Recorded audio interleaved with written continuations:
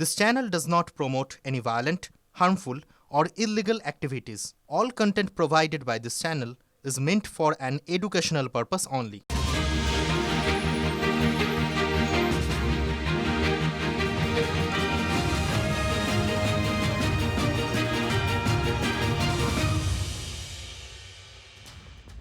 Vote হচ্ছে, vote হাড়ে হাড়ে টের পাওয়া যাচ্ছে। ভোট নাকি লঙ্কাকাণ্ড, মাঝে মাঝে সেটা বুঝতে আমাদের ঢের অসুবিধা হচ্ছে। আমি জানি আপনারা আমার সঙ্গে একমত হবেন। সাধারণত ওয়ার মানে যুদ্ধের সময় যে সিদ্ধান্ত নেওয়া হয়, ভোটের সময়ও সেই সিদ্ধান্তই নিল বিএসএফ। যে কারণে আমি এতগুলো কথা বললাম, কি সেই সিদ্ধান্ত আসুন দেখি এবং শুনি।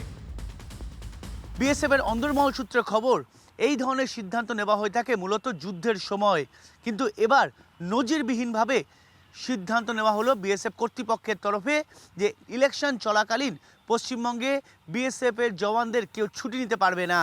এমনকি কারো যদি বিয়ের তারিখ পর্যন্ত স্থির হয়ে থাকে তা বাতিল করতে হবে অথবা পিছিয়ে দিতে হবে। ইতিমধ্যেই বিএসএফ এর তরফে কোথাও কোথাও উদ্বেগ প্রকাশ করা হয়েছে, বিশেষ করে মালদা, মুর্শিদাবাদ, উত্তরবঙ্গের বেশ কিছু এলাকা এবং উত্তর চব্বিশ পরগনার বেশ কিছু অংশের সীমান্ত নিয়ে। কারণ তার ঠিক উল্টো দিকে বাংলাদেশে সেখানে তৈরি হয়েছে জামাতদের ঘাঁটি, আর যে কারণে সেখানে নজরদারি প্রয়োজন, আর তাতেই ছুটি বাতিল করে এইসব জায়গায় নজরদারি করতে হবে বলে বিএসএফ সূত্রে খবর। বিএসএফ জওয়ানদের ছুটি বাতিল, যুদ্ধের সময় এরকম সিদ্ধান্ত হয়। কাজের ফাঁকে কেন্দ্রীয় বাহিনীর জওয়ানরা একটু ক্যারাম খেললেও সাসপেন্ড হয়ে যেতে হয়। যুদ্ধের সময় এমন সিদ্ধান্ত হয়। সিউড়িতে তৃণমূলের জেলা দফতরের কেন্দ্রীয় বাহিনীর জওয়ানদের ক্যারাম খেলার ভিডিও ভাইরাল হতেই ঘচাং। পার্টি অফিসের ভেতর যাব এবং কথা বলার চেষ্টা করব কেউ রয়েছে কিনা সেই বিষয়টাও দেখার চেষ্টা করব। তৃণমূল কংগ্রেসের যে জেলা কার্যালয়, বীরভূম জেলা যারা কার্যালয় রয়েছেন, বলছি দাদা আপনারা তো কার্যালয়ে রয়েছেন, এখানে একটা অভিযোগ উঠছিল যে ক্যারাম খেলছিল কেন্দ্রীয় বাহিনীর জওয়ানরা, আপনারা কি দেখেছেন? কেন্দ্রীয় বাহিনীর জওয়ানরা এখানে ক্যারাম খেলছিল, একটা ভিডিও ভাইরাল হয়েছে। দেখলাম ওটা ওরা বসেছিল, ডিউটি ছিল মনে হয়, এখানে এসেছিল, বসেছিল ঠান্ডাতে, রোদে তো দাঁড়ানো যায় না, বসেছিল হয়তো ক্যারাম বোর্ড এখানে সামনেই আছে, খেলছিল, কি ক্ষতি তো কিছু নেই।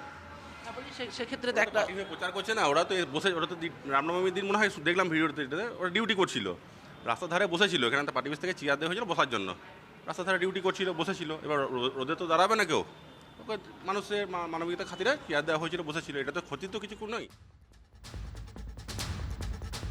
এরকম সব কাণ্ড আগে কখনো খুব একটা দেখা যায়নি। এবার আপনাদের শোনাবো এমন কথা যা আগে কখনো শোনা যায়নি। আপনিও শোনেননি, আমিও শুনিনি। দেখুন এবং শুনুন। বোনেরা ভোটটা দেবেন তো, ভুলে যান কে আপনার প্রার্থী, মনে রাখবেন আমি আপনার প্রার্থী সব জায়গায়। ভুলে যান কে আপনার প্রার্থী, মনে রাখবেন আমি আপনার প্রার্থী সব জায়গায়। আপনি ধরে নেবেন নওদা থেকে প্রার্থী অভিষেক বন্দ্যোপাধ্যায়, আপনি ধরে নেবেন নওদা থেকে প্রার্থী অভিষেক বন্দ্যোপাধ্যায়, ভোট আমার হয়ে গেল। শুনলেন? একটু নতুন লাগলো বা একটু অন্যরকম লাগলো? মমতা বন্দ্যোপাধ্যায় বলতেন যে তিনি সব কেন্দ্রের প্রার্থী, এবারেও তিনি বললেন ইনফ্যাক্ট। নতুনটা কি? নতুনটা হলো অভিষেক বন্দ্যোপাধ্যায়ও বলছেন যে ধরে নিন নওদায় আমি প্রার্থী। যে কারণে প্রশ্নটা তুললাম, আসলে এখানে চেয়ার ছোড়াছুড়ির ঘটনা ঘটেছে, বুঝতে পেরেছেন? মুর্শিদাবাদের নওদায় অভিষেক বন্দ্যোপাধ্যায়ের সভা, সেই সভা শুরুর আগে চেয়ার ছোড়াছুড়ি হয়েছে। এটা নতুন, কিন্তু এর আগে এরকম দেখেছেন বলে আপনাদের মনে আছে? আমার অন্ততপক্ষে মনে পড়ছে না।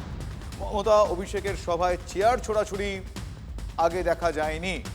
প্রার্থীর নামে গো ব্যাক স্লোগান এবং সেই গোটা পরিস্থিতি সামলাতে গরম হতে গিয়েও অভিষেককে নরম হতে হয়েছে, অল্প হালকা খেলতে হয়েছে।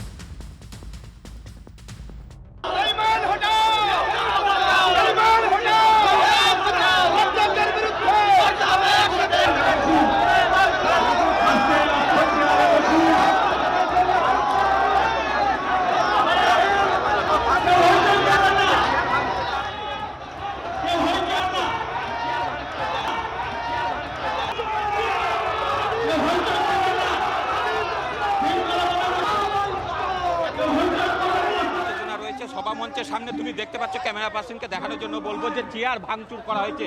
সেই ভাঙচুর অবস্থায় চেয়ার কিন্তু এখনো পড়ে রয়েছে। কেন ভাঙচুর করলে?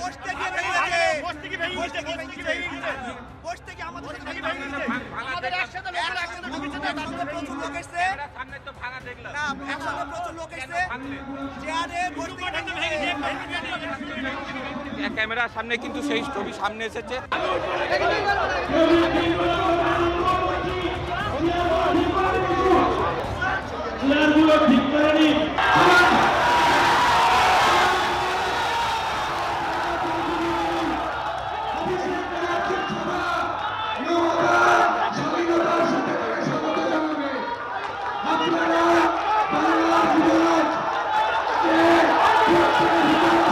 একদল যে ব্লক সভাপতির অনুগামী রয়েছে তারা যখন এখানে ঢোকেন সেই সময় কিন্তু ব্যাপক পরিমাণে ভাঙচুর করা হয়। এখনও কিন্তু স্লোগান স্লাউটিং চলছে, এখনও কিন্তু যারা ব্লক সভাপতির অনুগামী রয়েছে, হঠাৎ করে যখন ব্লক সভাপতির অনুগামীরা একটি মিছিল নিয়ে আসে, প্রথমে তারা মঞ্চের যে দর্শক আসন ছিল তার বাইরের অংশে দাঁড়িয়েছিল, তারপর ব্লক সভাপতির নেতৃত্বে যখন ভিতরে ঢোকে সেই সময় চেয়ার তুলে কিন্তু ব্যাপক সংঘর্ষ হয়। আগে থেকে যারা বসেছিলেন তাদেরকে তুলে দেওয়া হয় এবং সেই সময় কিন্তু সেই দর্শক আসনের যে চেয়ার সেই সমস্ত চেয়ার ভাঙা হয়।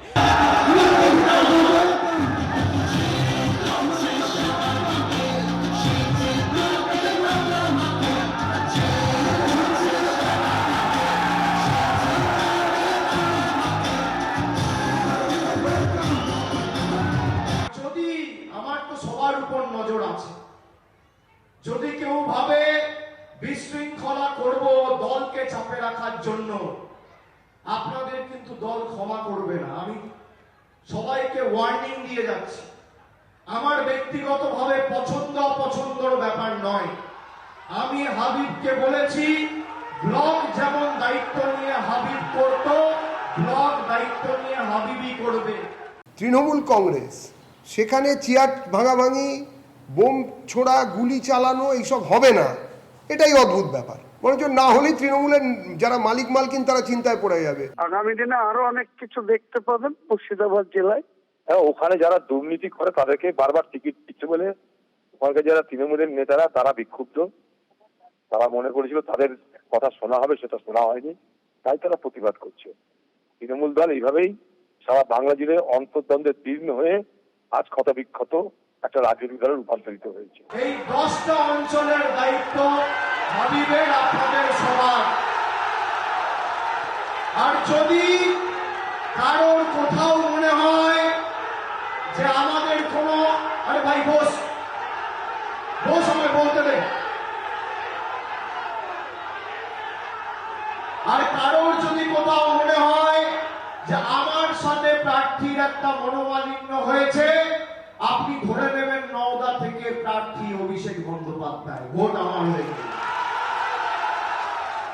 ঠিক আছে, সবই তো চেয়ারের জন্য, তা চেয়ার ছোড়াছুড়ি তো হবেই, কিন্তু চেয়ারটা চাই কেন? কিসের জন্য চেয়ার চাই? জলের মতো পরিষ্কার করে দিয়েছেন পূর্ব বর্ধমান জেলা পরিষদের সহ সভাধিপতি গার্গী নাহা।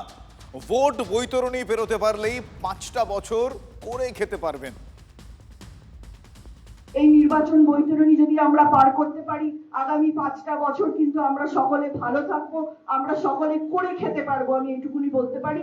এই নির্বাচন বৈতরণী যদি আমরা পার করতে পারি, আগামী 5টা বছর কিন্তু আমরা সকলে ভালো থাকবো, আমরা সকলে করে খেতে পারবো, আমি এইটুকুনি বলতে পারি। এই নির্বাচন বৈতরণী যদি আমরা পার করতে পারি, আগামী 5টা বছর কিন্তু আমরা সকলে ভালো থাকবো, আমরা সকলে করে খেতে পারবো, আমি এইটুকুনি বলতে পারি। শুনলেন, চেয়ারে থাকা মানে করে খাওয়া, ঢাক ঢাক গুড়গুড় নাই, কোনো রকম রাগ ঢাক গুড়গুড় যেটাকে বলে সেটা করলেন না গার্গী নাহা। আচ্ছা, সবই কি আর মনের কথা পেটে রাখার একটা প্রয়াস? বা ধরুন সবাই কি আর সেটা করতে পারেন যে যেটা মনে রয়েছে সেটা মুখ ফুটে বেরোলো না, সেটা সবার পক্ষে করা সম্ভব নয়। সেজন্যই কি প্রার্থী হতে না পারায় এত ক্ষোভের বন্যা দেখতে পাওয়া যাচ্ছে? মানে লোভের কারণে ক্ষোভ। এবার টিকিট না পেয়ে তৃণমূল ছাড়ার ইঙ্গিত দিয়ে দিয়েছেন নোয়াপাড়ার এমএলএ, যার নাম সুনীল সিং। বাদুরিয়ার এমএলএ কাজী আব্দুর রহিম, তিনি এবার টিকিট পাননি। সোশ্যাল মিডিয়ায় তিনি তৃণমূল ছাড়ার কথা ইতিমধ্যেই ঘোষণা করে দিয়েছেন। আর চুচুড়ার পোড় খাওয়া এমএলএ অসিত মজুমদার, তিনি টার্গেট করেছেন দলের এমপি রচনা বন্দ্যোপাধ্যায়কে। স্যান্ডউইচের মতো প্রার্থী, মানে দেবাংশুর দশা এই মুহূর্তে স্যান্ডউইচের মতো। রচনা এখানে আসার পর আমাদের চুচুড়ায় উনি গ্রুপবাজি শুরু করলেন। তা দিদির কাছে কি আপনার থেকে উনি বেশি বিশ্বস্ত মনে হয় আপনার? নাচাকোদার লোক হলে হবে? আমরা তো নাচাকোদার লোক নই। আমরা সিপিএম এর সাথে লড়াই করা লোক, বিজেপির সাথে লড়াই করা লোক। আমরা পাউডার সোনো মেখে আর ব্যাগের মধ্যে পাউডার সোনো মেখে 1 ঘন্টা বাদে বাদে মুখ ওয়াশ করি না তো। যারা মুখ ওয়াশ করে দিদির সামনে যায়, দিদির ভালো লাগে তাদের। দিদি কি পুরনো লোকদের বিশ্বাস করছেন না? টিকিট দেয়নি মানে তো তাই।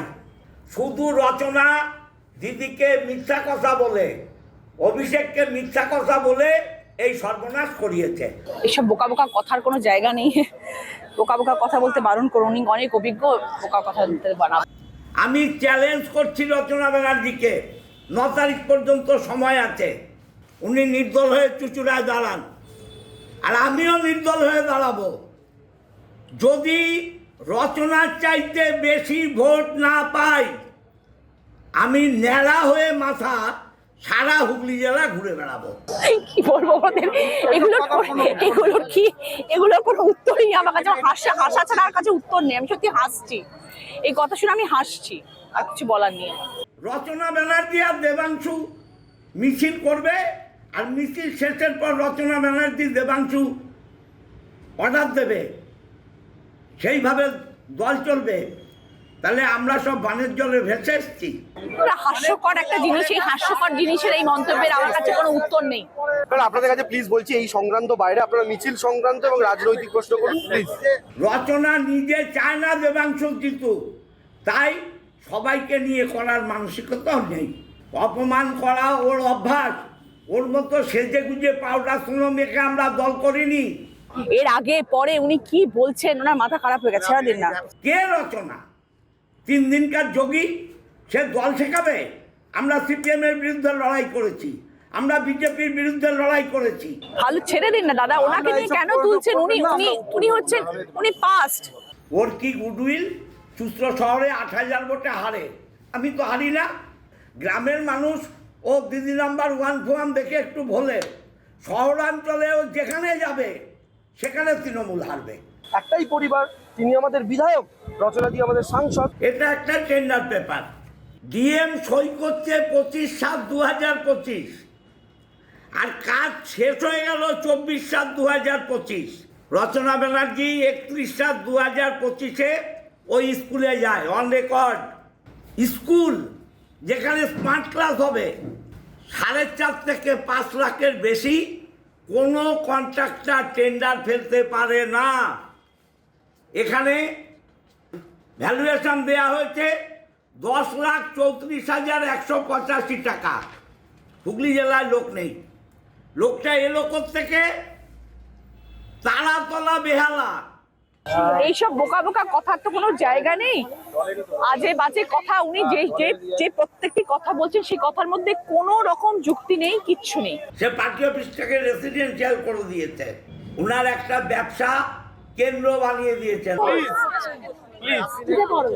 এরপরে সব কথা দিদি বলবেন আর অভিষেক বন্দ্যোপাধ্যায়, তারা সব খবর রাখে, কে কি বলছে না বলছে। আমি আর কোনো উত্তর দিতে চাই না। এরপরে সব খবর, এইসবের উত্তর দিদিরা দেবেন।